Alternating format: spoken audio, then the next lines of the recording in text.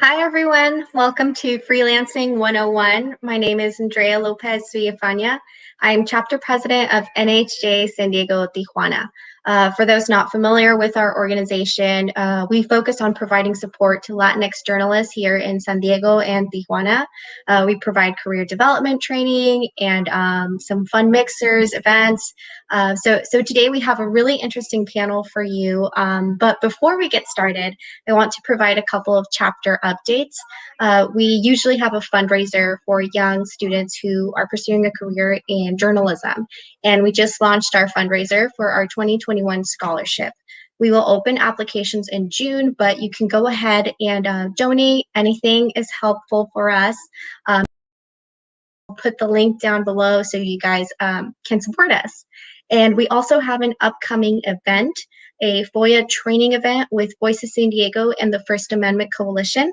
That event is free for our members, but you can become a member if you're not a member already. That event's going to be on March 30th at 10 a.m. We'll also have some information in the link down below, but make sure you follow us on social media. So let's get ready to start this amazing conversation. We have Mario, our secretary here, who's going to moderate this amazing panel for us. Thank you, Andrea. And today we'll be joined by three local freelancers and an editor. First, we have Cesar Hernandez. He is a freelance sports reporter specializing in Mexican and American soccer. He has written for ESPN, The Guardian Athletic, Vice Sports, and other major publications. Along with writing, Cesar has also made appearances on the BBC, Talk Sports, and Sirius FM FC. Welcome, Cesar. Hey, thanks for having me. Nice to chat with you as well, Mario. It's been a while. Yeah, definitely. Next, we have, hold on, let me pull up the list. We have Ariana Dreschler. She is a photojournalist with a focus on social and political issues based out of San Diego, California. Ariana has covered the Arab Spring, the rise and fall of Egypt's Muslim Brotherhood, and the front lines of Syria's civil war.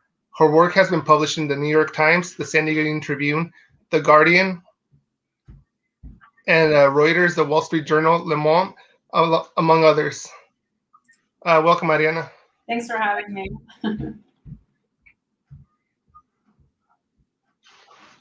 Also joining us is Kelly Davis. She is a freelance journalist based out of San Diego.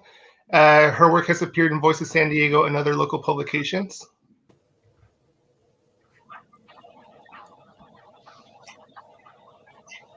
And lastly, representing local editors is Sarah Libby of Voice of San Diego. She is the managing editor of this online investigative outlet.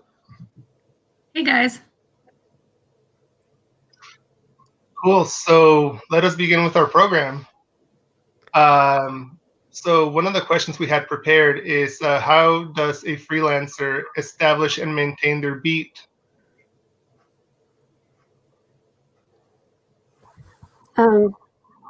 I could start with that. Yeah. Do it. Yeah. Well, I think, I started off as a freelancer before I became a staff writer, but I think it's good to, it sounds silly to say follow your passion, but if you're a freelancer, you're going to need that extra motivation because you're not going to be part of a newsroom and have an editor, kind of pushing you to do things or putting you on a certain beat. So I think it's really a chance to, pursue a topic you're really interested in, something you want to become an expert on, something you've been an expert on, if you've been a beat reporter at another publication. And it kind of makes things easier as far as knowing who to pitch to, how to develop sources and, who to kind of reach out to be the people that you turn to when you want to find out what's going on in the field, like, scholars or activists or such. So did that answer the question? It's definitely a conversation starter. I think that's fairly important because I feel, I mean, I guess from my own perspective from the sports world, I feel like the only reason I got into this is because I feel passionate about what I cover. So I feel like it's really important to find that passion, chase it, and not only chase it, but find the correct medium through what you're trying to chase it through, whether it be through, social media, whether it be through YouTube, whether it be through written content. And at least from my own perspective, I feel very passionate about the soccer world, and that's kind of my own niche. And I feel like there is something very, very important about finding that niche, finding your voice, and I guess chasing that passion. Yeah, I cannot agree more. So when I got into journalism, I was very interested in the Middle East, and I was actually going to night school. And so when you have that drive, it doesn't seem like it just seems natural, right? So that's what drove me to go to Egypt and I didn't know Arabic. I didn't know how to photograph protests. I'm not a strong photographer. It was, a little bit of stupidity or maybe a lot, and just kind of like, let's see what happens. And so now, I think it's a bit different, but I cannot agree more with Kelly and Caesar. It's also knowing who you can go to if you have questions, if there's a certain story you want to cover. I think if you've been doing it for a while, you know who to go to, which is so helpful. And just being hungry, right? If you're not hungry for storytelling, right, then it just doesn't work, honestly, in my opinion. So, yeah.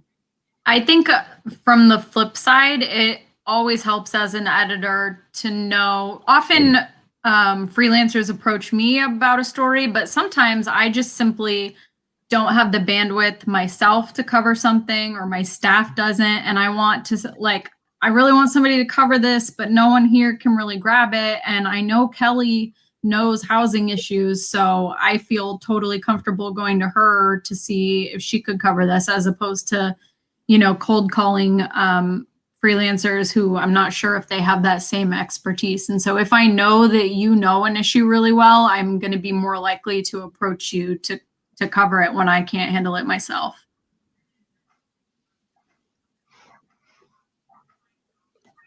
Great. So let's begin with this kind of entering these beats, these worlds that you've spoken about. And we'll begin with Caesar. Tell us how you entered the world of journalism and why soccer. What's your background with soccer? I got my degree in psychology at UC Santa Cruz. Of course, I became a soccer writer. No, I mean, for me, I think it goes back to that, to what makes you feel passionate about what you're doing. I was a counselor at a group home for at-risk youth after I got my degree in psychology, and that was extremely fulfilling work. I'm not gonna lie, there's just sometimes I look back in those days and really miss that work. But I don't know, if you want me to be real, what was my calling? And I feel like we all have our own callings as freelance writers, but what was mine was just through the sports world, and specifically the sports world of just Mexican soccer. So I blogged about that. I wrote about it. I wrote for a few websites for friends, and eventually paid gigs ended up showing up after I found my own voice and after I got a little bit of a presence online. So more paid gigs ended up falling through, and then I made the interesting decision to go full-time with Freelance in 2016. I decided to move down to San Diego, where I could cover soccer not only from Mexico and the Tijuana region, but also in Southern California in general. So since then, things have been I guess things have been fairly interesting the last year, at least when it comes to freelance work, which we'll eventually get to. But I consider myself very lucky and very blessed with the work I've been able to do. But yeah, it's just I think that's definitely a central theme is what are you passionate about? What drives you? Because I forget who. I apologize. I'm not sure who said it earlier, just like a few moments ago. But you need to have that hunger. You really, really do need to have that hunger when it comes to freelance work, because it takes an immense amount of work, not only just to create pitches, not only to create this content, but to make connections, to network, because that's also quite vital. But I guess long story short, yeah, I guess former kid with a psychology degree now writing about Mexican American soccer. Awesome. Ariana, you mentioned just going out to Egypt. That's quite the leap to enter the world of photography. Tell us more, like what led to this decision? Yeah, well, so my background, my dad was a reporter when I was a kid. He actually worked at the San Diego Union before it was the Union Tribune. So news was always on at home, for better or for worse. And so I was kind of exposed to this world. And so what led to that, I was actually going to night school to study interior design. And my last, I think it was 2 years, I went back to taking photos because I've been into photography since I was a kid. And the photography was more just kind of a creative outlet. And it became pretty apparent that I'm not good in interior design. I mean, to work as a professional, it's more for for myself and for friends to give advice. And photography, just journalism, was just calling out more and more. And the reason I didn't pursue it early on is because I was scared to make it. I was scared financially, right? And to be honest, there have been so many highs and lows, but the lows haven't been enough where I'm like, I'm just not going to do it. Right? I figure out ways. And so when the Arab Spring happened, I was just so intrigued and so fascinated what was happening in that region, because it was like a domino effect, right? So I had 2 monitors. One was for AutoCAD. The other one was for Al Jazeera. And I swear it felt like it was 24 hours a day because they were covering it so well. And so that was the beginning of, I don't want to say the end, but the bug was very strong, and I still have it. So the best decision I made. Awesome. But I don't expect a young photojournalist to do what I did. So just letting you know. Awesome. It seems housing is a perpetual topic here in San Diego, Kelly. Did you enter journalism looking to do housing coverage? How did you come across covering this subject in San Diego? Well, I actually my plan was to get my PhD. I was studying. I wanted to study how people write about traumatic events, or how they use writing as therapy. I was at UC Santa Barbara, and I did a PhD program for a year and just realized it wasn't right for me. And I had this I really want to be a journalist, but I didn't. I took one journalism class in college, and other than that, I had no experience. So I just started emailing all the newspapers. I was living in Ventura at the time. I started emailing all the newspapers like, hey, I'll make your coffee. I'll do anything. Just, give me a chance. And the only person who got back to me was the editor of the alt weekly up there. It was called the Ventura County Reporter. And it was Dave Rowland. And he said, pitch me ideas. So that's the most important thing is you need to have good ideas. If you don't have unique ideas that will put eyes on this publication and get the editor excited, don't do it. So I came up with what I thought were 3 really good ideas, and he loved them. And actually, one of them had to do with housing. It was about a residential hotel that was more of what we would know today as supportive housing for folks with mental illness, for elderly people. And this residential hotel was on prime property in downtown Ventura. And, real estate speculators were looking at if they could, buy it and flip it into a high-end hotel. So I just wrote about the people who lived there. But so I was working on that story, and the editor Dave called me up, and he said, hey, there's a young Black man who was shot by police in Oxnard, California. I want you to go get his story. And I'm just I don't know what I'm doing. You know, I have no experience. But I told myself, if this is something I really want to do, I can't say no. I can't turn this assignment down. Oh, and he wanted me to turn the story around in like 3 days. And it was he was mentally ill. His mom, it's the usual story. He's mentally ill. His mom had called police to get him help. He had a knife and he was threatening to kill himself. And police kind of backed him into a room and said that he lunged at them with a knife and they shot him. Ends up he did not lunge at them with a knife. But you just have to be fearless. You have to be willing to take an assignment if it's given to you. And I think I ended up becoming a staff writer, but I think that to become an invaluable freelancer, you have to be willing to say yes. And you have to sometimes get out of your comfort zone, you know, in order to distinguish yourself from other folks. And I know that didn't answer your question about housing, but criminal justice is my other passion too. And a lot of times the two things overlap.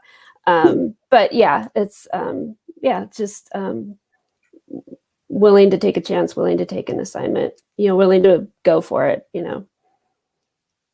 That is interesting. That I feel like, sorry to but I feel like it's interesting that like the three of us felt like we felt like we had to pivot a little bit, because I feel like there are a lot of people who want to dive into what we're doing who are always like a little self-conscious about these things.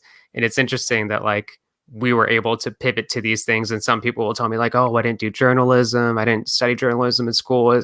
Can I still do these things? Like, yes, of course you can. 100%. You know, yeah. If you can talk to people, Absolutely. if you grasp narrative, you could tell a good story. You could do it. You do need to have writing chops, because as Sarah could probably attest to, the last thing an editor wants is a disaster that is going to take up all their time, you know, to edit. I mean, there are some people who are really good writers. Really good reporters. They're not the best writers, but I've edited stuff before and you could fix the story pretty quickly. But yeah, if the writing isn't there, either get to work on it before you go for freelancing, or maybe it's not the right thing for you, you know, if print is what you're aiming for. Yeah, I mean, you guys are all right. I've worked with people who have very fancy journalism degrees who can't write and sometimes can't report. And I've worked with people who went to community college or who didn't study anything remotely close to journalism in college and who are some of the best journalists, you know, in the state. And so I think writing, to me, is the most important piece of it. You know, obviously, if you're invested in video or visuals or something, that's, you know, a whole different ballgame. But for me, writing is far and away the biggest priority, and people can write whether they went to journalism school or not. Awesome. So moving on, how do you cultivate your pitches and how do you present them to an editor that you are approaching for the first time? Can you tell us about pitching these first stories? What works, what doesn't? I can talk about what works for me. I'm gonna take notes right now, by the way. So. Yeah. So I definitely agree with Kelly that having good ideas is so important. And for me, I want a little bit of like acknowledgement in your pitch that you understand what my publication is and what we do. I don't think if you're sending a pitch to me that you're also sending to the UT and KPBS and it's not tailored in any way to me, I feel like I'm probably going to notice that, because, you know, we're not a TV station and we're not a radio station and we're not a daily newspaper, and we cover a really pretty narrow set of issues, and we cover them in a relatively unique way. And so I'm looking for some sort of acknowledgement that you're familiar with what we do, and why you think this story would be uniquely suited to Voice of San Diego. And I think that's probably not unique to me as an editor. I think somebody at KPBS or at a magazine or anywhere really would tell you the same thing. And then I also want to know why you are in a good position to cover it, that you have a sense of who the stakeholders are and that you know how to access them, that you understand what the potential hurdles might be. Maybe you're covering an agency that's really hostile and might not get you the public records you need, and you have a plan to handle that.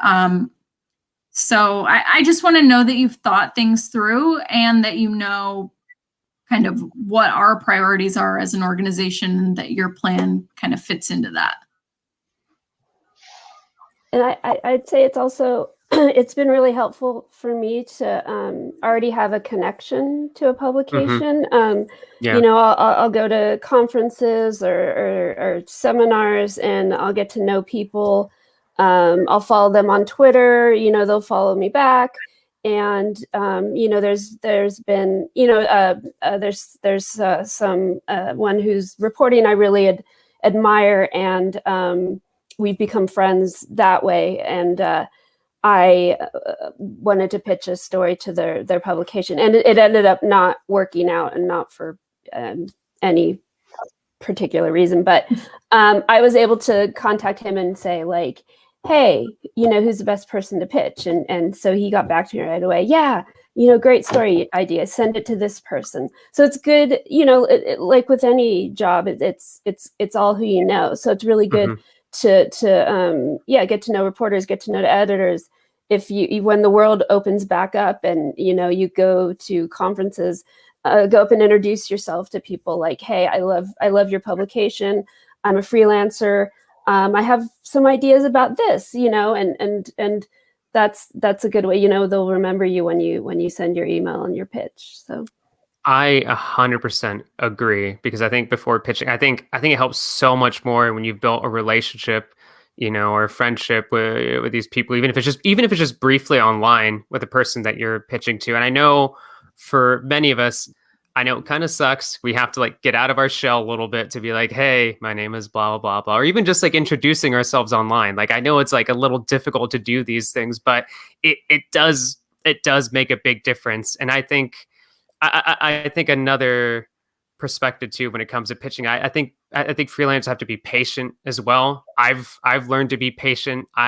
When I first started, sending ideas to editors, I got a little bit antsy. I probably bothered people like Sarah in the soccer world a little too much after sending in a pitch. And I've learned that sometimes they just need a few days to catch up to the emails. And I think most importantly, too, I've learned to not beat yourself up after sending a pitch too. I think it could be surprisingly stressful for a lot of us to send in these pitches. A lot of us, like, we could spend hours just trying to think of those pitches. And I've seen countless writers, including myself, who kind of second guess our own abilities, second guess ourselves, when editors don't reply or when they turn down those ideas. And that's going to happen. I think that's a reality. Sometimes those ideas get turned down, but I think you just don't have to beat yourself up when that happens. And you just don't let it discourage you from either pitching the idea to someone else or just thinking of a new concept, a new idea. Yeah, you kind of have to gather yourself up and, what's the next step? Not like sit there and mope. They said, no one's going to like this story. Yeah, exactly. Like, suck it up and like, what's the next publication you could go to? Like, if this story is something that's really important to you.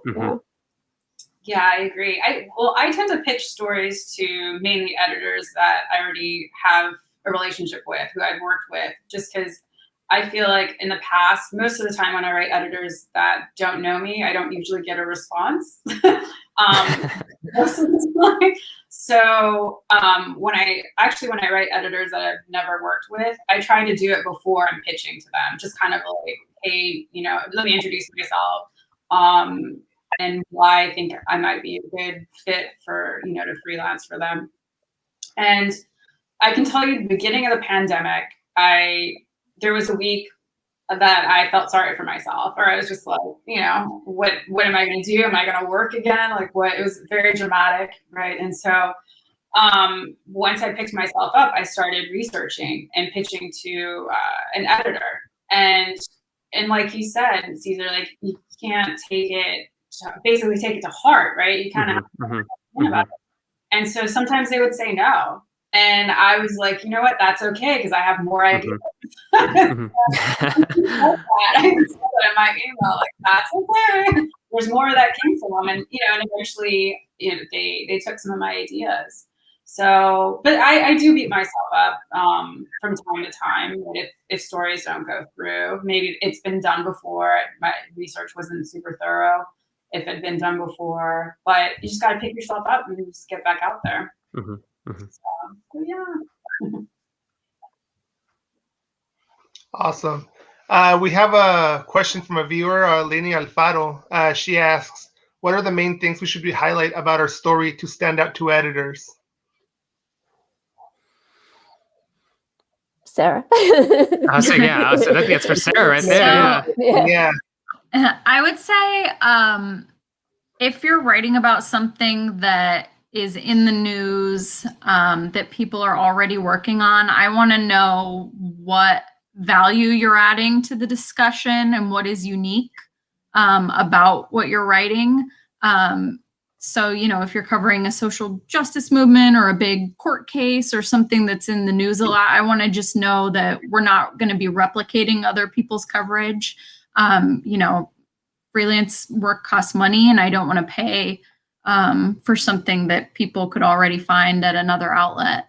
And then if you're not writing about something that's in the news, like that in itself is really something worth highlighting. Nobody has covered this. This is a new thing that you would be revealing. That's going to be really attractive to me as an editor. So I would say, whether it's something that people know about or not, find a way to highlight the way that you're adding value or adding a unique element to it. Mm-hmm. And why will readers care about this topic? That's something that's important, for staff writers, freelancers, anyone, is to make that very clear. All right. So there was a lot of talk regarding AB5, and a lot of the more impactful areas of that legislation have been taken out. But when that went into effect, how did you all individually cope with that? How much time do you have, Mario? We have all the time in the world. Oh man! So it didn't affect me too much because I tend to write more in-depth, long-form stories, and so there was that 35-story cap, and it would be really difficult to. That would be a lot of stories for me to do. I did lose a little, just one kind of blogging job. I know other people who lost a lot of work. It really I think kind of divided the freelancing world between like the journalism freelancers and then the content creator freelancers, people who could kind of whip together 200 words something or other in 5 minutes, and they make $25, and they do that all day long for a bunch of different like SEO type stuff. AB5, oh my god. It hasn't impacted me that much, just because of the type of work I do. Although I do now need to submit one invoice for every story I write for the Union Tribune so that they could keep track. Even though I'm like, I'm not going to write 35 stories for you guys, but they still, I can't, if I, let's say I write 3 stories in 2 weeks, I still have to do like one invoice for each story. And it's kind of a pain in the ass, but whatever, I'll do it. Also, for those who want to freelance, invoicing is also a serious pain as well.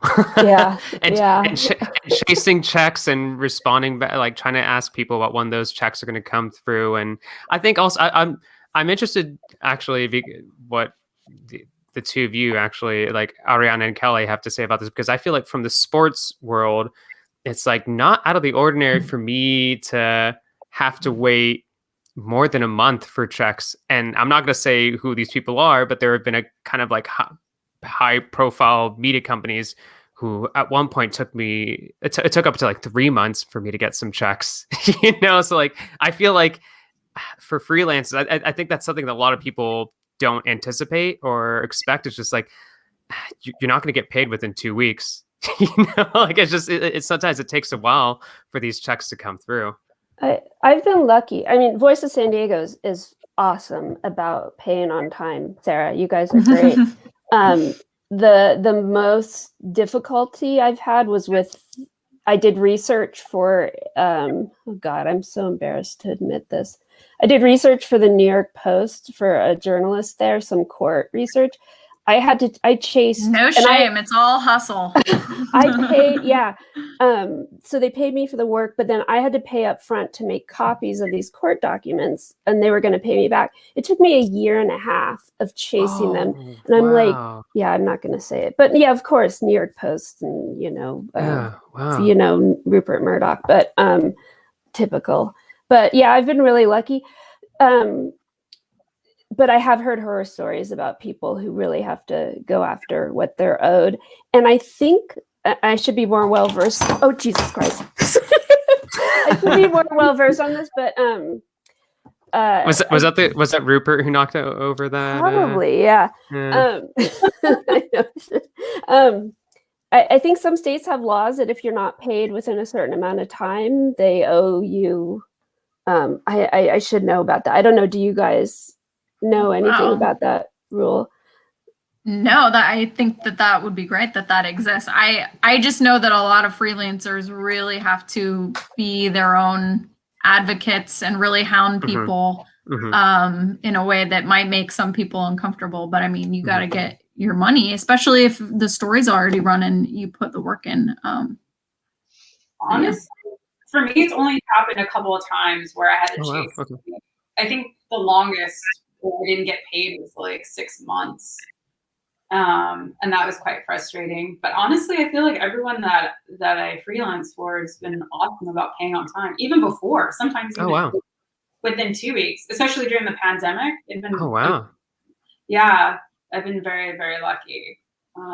So I can't complain too much. Now I'm going to judge all those people that I'm working with in the soccer world. So,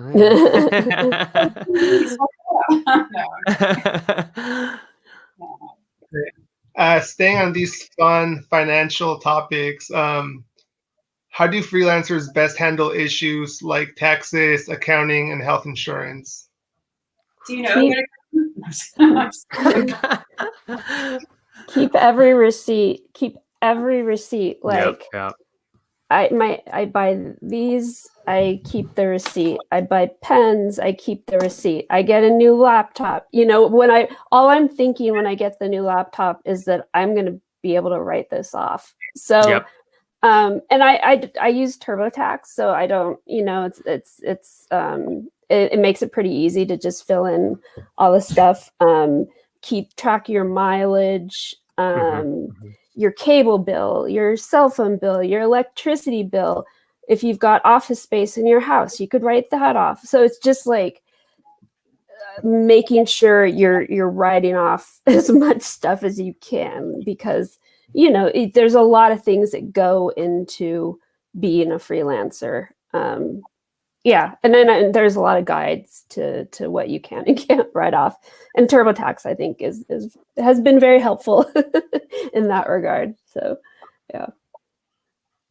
Yeah, I think you got to be, just going off that, you got to be very vigilant about keeping track of those things. I mean, for me, it's extremely specific. I don't know if this helps people, but just like, usually when payments process, you get like an email about it. I just basically have just like a little folder set on my my Gmail account about 2020 taxes, 2021 taxes, so whether it be as you mentioned, whether it be office supplies, whether it be a new computer, mileage in your car, you have to be extremely vigilant about those things. And I salute you for you doing your own taxes, because I do not do my own taxes. And if you're like me, don't be afraid to ask your tax person about detailed questions about what purchases you could write off in your own line of work, because I definitely make an effort to do that. And because I feel like there are a lot of things that you would or wouldn't assume. Because for a while, I thought you could definitely write off like buying new clothing. At least my line of work, nope, you cannot write that off. Thanks to my tax person who notified me about that. But I think there's a lot of stuff whether like regarding office supplies that I was completely unaware of that you can definitely write off, that just I had no idea about. I do my own taxes. I don't have much to add to that after. Dang, I should do my own taxes. I feel so incompetent. Well, if I get audited, maybe not, The health insurance part definitely sucks. I pay full price for my health insurance. I write it off. I mean, but anyone could write off their healthcare costs. So that's definitely a hit. I wish there was some way to create a pool for freelancers, that we could, and there's always talk about that, but no one's like taken the lead. I think SPJ has a marketplace or something, but it wasn't quite right for what I needed. But yeah, that definitely sucks. Yeah, I'm embarrassed to say I actually didn't get Right. until last year. So I didn't have it for a couple of years too. So that's all I'm gonna say. All right. So what keeps all of you freelancing as opposed to having or pursuing a full-time position? Do you know any full-time positions?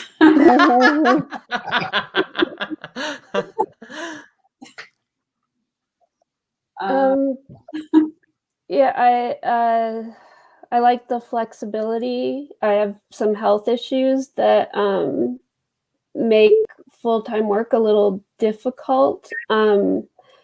I'm able to support my journalism habit I do a lot of copy editing and proofreading work. And so that definitely, I don't know if I could survive just on journalism, freelance journalism alone. I love being able to kind of pursue what really interests me. I have a million story ideas in my head all the time. That, I want to look into this after I finish this and da-da-da. So yeah, it's great. It's definitely, you don't know what's going to happen each day, what's going to fall into your lap, what you're going to find out. So it's always very exciting. I guess when I was in my 20s, I kind of like heavily leaned into my own thing when it came to journalism, and a lot of my own thing was just freelance, just because I could create my own path, I could create my own articles, my own ideas. And now, I guess as I'm getting older, I don't know. Like I'm not gonna lie. If I'm being completely honest, I think now I'm leaning towards maybe looking towards full-time stuff. I don't know. I mean, all that stuff like benefits and healthcare and whatnot definitely seem more appealing. And I wonder if that's, I don't know, like a normal progression for some journalists. But I don't know. I love the freedom of it, and I still definitely appreciate the freedom of it. But there is a part of me that does look at full-time work as more appealing now. I guess I should say much more appealing than it was in my 20s, and that's for sure. Yeah, I agree with you. I mean, I feel like I wouldn't mind a staff job, but also I feel like I'm still at that point where I don't mind hustling, right? Just and to different news outlets. Like it doesn't bother me, but I do. The thought of benefit sounds amazing. So yeah, I mean, if somebody is hiring full time, I definitely would think about applying for sure. And one thing that's always a good option for freelancers is a lot of places will give out a fellowship for a certain number of months for a full year. Like right now, I've got a fellowship with a juvenile justice reporting fellowship with a publication called The Imprint. So that guarantees a certain amount of income every month, and I have to produce a certain amount of work for them. So that's always an option, you know. And I know like the Soros Open Societies, I can't remember what the journalism arm is, but they do like $70,000 1 year reporting fellowships. So there's some pretty good opportunities out there for folks who want to freelance, but then maybe for a year need that guaranteed income and, you know, want to be kind of focus on one thing for a year. Excellent. So we're coming close to our 45-minute point. We'll begin wrapping it up with a question from our viewer, Alan, who asks, as a reader, how do we support freelancers? I think there are a few ways. One, you can give them story ideas and help point them toward things that are happening in your community, things that you've noticed that no one else has covered, and give them a leg up that way. And also support the work when they produce it. So if somebody publishes a story that you really like, let that publication know. Share it on social media, just amplify it in any way that you can.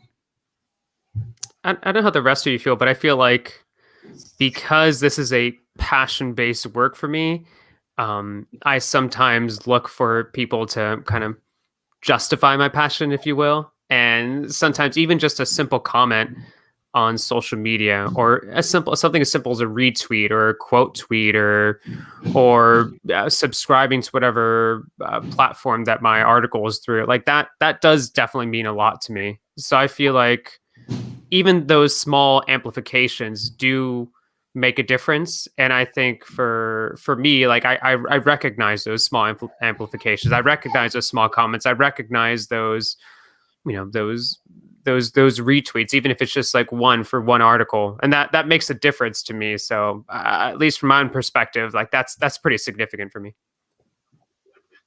Yeah, I agree exactly with what you said. Also too, if I have friends that produce something that I really enjoyed, I'll send them, not only will I do a retweet, but I'll also send them a private message just saying I really enjoyed it. So, yeah, that means a lot. Yes, that means a lot. Yeah, I read those DMs. Yeah. And some people might have a Patreon account or a Substack. I recently needed to raise $850 to get a FOIA request, and so I'm like, I'm just gonna do a GoFundMe, and I raised that amount in like 20 minutes. So, you know, so I think people were looking to support, the work I was doing there. So yeah, so you might just look around and see if that person has, a blog to subscribe to, or, whatnot. I think also to Kelly's point, if there are like resources that you have access to somehow, and can share those with a freelancer, that can be really valuable. We recently, there's a freelancer who I work with often, who encountered like a public records issue. And we have a lot of experience suing for public records. And that's certainly something that freelancers probably don't have the means to do on their own. And so if you are in a position to offer any kind of resources, like obviously a lawyer is a very specific and costly type of thing that not everyone is going to be able to provide. But, if you have a space for them to write, or just anything, that costs money that they might need, you should offer it up. Definitely. Yeah. Great. And we got one final story. One final question in the chat. This one's coming from Anna. She asks, how do you pitch long-term story ideas that may or may not fall apart? I'd rephrase the question of how do you make sure your long-term story ideas do not fall apart as you're reporting them? Because that has happened to me many times. Yeah. I don't know. Sarah, what would you say to someone who? I think it goes back to this idea of like being able to anticipate what some of the challenges are and having a plan for how you might address them. You know, the more you get into in-depth and investigative work, the more you're going to hit barriers that you never even dreamed of. And that's natural. But I think being willing to be creative and be really dogged and to not let it, derail the entire project. And also sometimes being willing to cut your losses and say, well, I was chasing this big thing and I was going to prove that they were breaking the law and all this stuff. And I can't really do that. But maybe realizing what you do have is still pretty interesting and being willing to be flexible. A lot of times I think people have a very specific idea of what they want to produce. And when that exact thing doesn't come together, they think like, well, I'm screwed. Now I don't have a story, but you probably do still have a story. Like you probably still found some really interesting stuff, and being able to kind of package what you do have, even if it's not what you planned, I think is a really valuable skill. Yeah. Being willing to pivot is so important. Yeah, I've had to do that many times. So, yeah. I agree. Yeah, Cool. 100% agree. Yeah. Any final thoughts? Any one of you want to add to close out this session? Some of you guys mentioned this, but I think having a thick skin and also like a short memory sometimes is really important. I can feel that freelancers are probably like timid to approach me if I've recently like turned down an idea. Like pitch me all of your ideas. Just because I said no to 1 or even 5, it doesn't bother me. So just don't be timid. You really have to be an advocate for yourself. And I reject all kinds of things all the time. And so don't take it personal and just be willing to bounce back and hit me with like 10 other ideas. I think what's also important is to have, the realization is just like for a lot of freelancers that like finances might be really good some month, might be really good for several months, maybe even for a few years, and they might not be good for a short period of time. So I think it's extremely important to have financial backup plans. Maybe that means potentially having a day job or a side gig, or or I don't know, or even just like if things are very well, like things are working really well, just to save a little bit of money. Because I can't tell you the amount of times I've had that I've been regularly working for 3 to 4 media sites. And once again, this is from a sports perspective, so it might be a little too specific, but I know, like I've been working for 3 to 4 sites, and then everything just falls apart for 2 to 3 of those. And then suddenly you're thinking about rent. Suddenly you're thinking about bills. So save your money. Even if you're making good money as a full-time freelancer, put money aside from all those freelance checks you're getting anyways. Tax-wise, anyways, you're supposed to be what? Like the rule of thumb is 25 to 30%, so it's always a good idea to do that. And I think when it comes to payment too, I think it might be normal at first, so you might accept not getting a lot of money at first, but don't be afraid to ask for more money that truly values your work. And I think that I think that's something we haven't brought up yet today, but I think it's really, really important. Like, do not undervalue your work at all whatsoever. Because I think in my experience, there are a lot of gigs that pay, but they don't want to pay the amount that you deserve or that you really should have for the amount of work that you do. So do not be afraid to ask more. And honestly, do not be afraid to say no if you feel like some of the companies or media places you're going to that you're pitching to aren't going to be giving you the amount of money that you want. So I think it's important to recognize those financial decisions, and I don't know, just value your work, I guess, in essence, just value what you're contributing to them.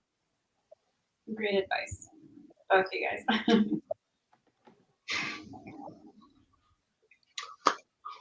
Hi, everyone. I'm adding myself in here because I wanted to ask a personal, not a personal question, but a question that I always get from people is I get a lot of people who are interested in freelancing, but they don't necessarily know what a good pricing might be. And since we're open, you don't have to talk about specific prices that you've gotten, but I wanted to ask what are some of the ranges that you guys go for, and how do you have that conversation, that awkward conversation for asking for more? Sometimes I ask the publications what first before they ask me, like what is the amount of money that they're looking for the project that I'm working on, or if I'll pitch an idea, I'll be like, oh, so what are you aiming for? And then I'll kind of like base it off that. But I'm not sure. That's once again specifically from a sports perspective. I don't know if that's relevant for news, for anything else, but I like to ask what they are looking for first, and then kind of trying to change my own price based off that.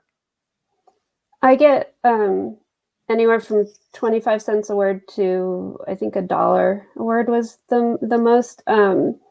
But sometimes it's having this piece in this publication is more valuable than what you're being paid for it, or being able to produce this clip. So sometimes there's value there that's not monetary. This will allow you to get your foot in the door with this publication, or writing this means you'll also be on the podcast or the radio. So sometimes there's more value there than what's on the check that you get. So I often look at it from that perspective. So for me, in my experience, usually there's a rate already set. So say you're shooting for the wires. It's not like they'll tell you what the rate is. It's not like you can be like, well, how about this, right? It's not really fair that you're trying to, in my mind, right? Because if all the freelancers are getting, or a lot of them are getting the same base, like it seems a little weird. But also every news outlet has a different budget. So usually when they come to you for an assignment and they tell you like, is this okay? And I always say yes, because that's their budget. I would definitely, if I felt uncomfortable, then I would probably say like, hey, could I get more? But I have to be honest, I haven't been in that position yet where I've said that. And I'm a little uncomfortable actually to even do that, because I'm the kind of person that doesn't, for right or for wrong, or for better or for worse, like I don't want to ruffle any feathers, right? So I don't want to be known as difficult or, and then again, like Caesar said, like know your value, right? But I also feel pretty lucky. Like I don't feel like I'm getting paid really low for a lot of my assignments. Yeah, kind of have in mind what you want to be paid hourly, and that can help you keep pace on a story or a project. But also if the editor has said, I'm going to pay you X amount of money, and the project is taking you, beyond that time, don't be afraid to go back and say, hey, can you add, a certain amount to, and I've always felt that I've been treated very fairly. And when I've gone back to ask, for expenses or for a little more money, I've always gotten a yes. So, so thanks to all the cool editors out there. Yeah. I definitely have a range that I'm used to paying for work of a certain type.